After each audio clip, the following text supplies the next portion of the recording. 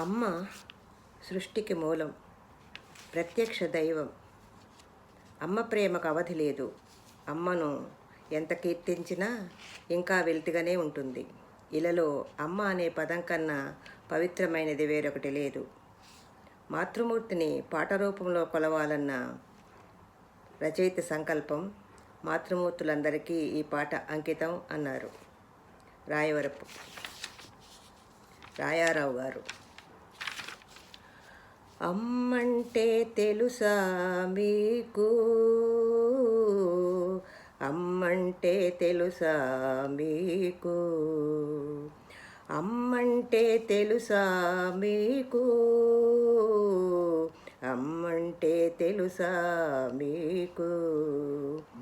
కమ్మని బాధతో కడుపున మోసి, కమ్మని బాధతో కడుపున మోసి, జన్మనిచ్చే పుడమి పైన మెట్టినింటి పంటగా, తన నోము పండగ.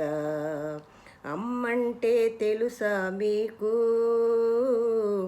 అమ్మంటే తెలుసా మీకు, అమ్మంటే తెలుసా మీకు,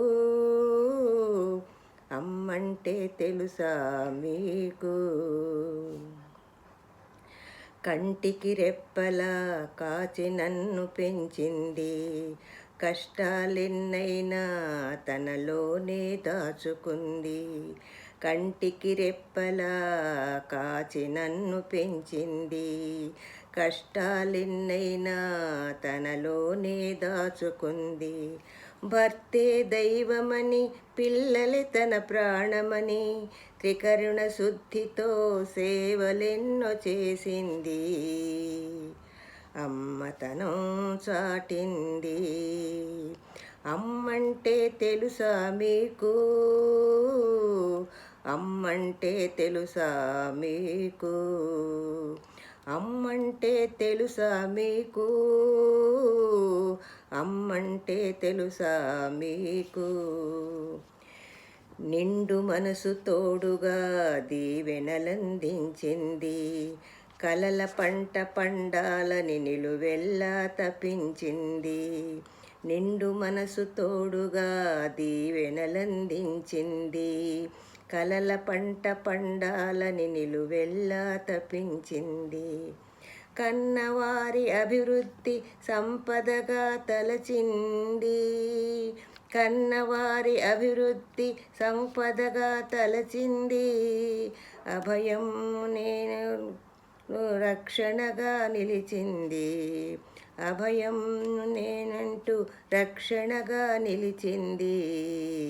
సంతృప్తిని పొందింది. అమ్మంటే దేవుని ప్రతిరూపం, అమ్మంటే మమతల మాగాణం.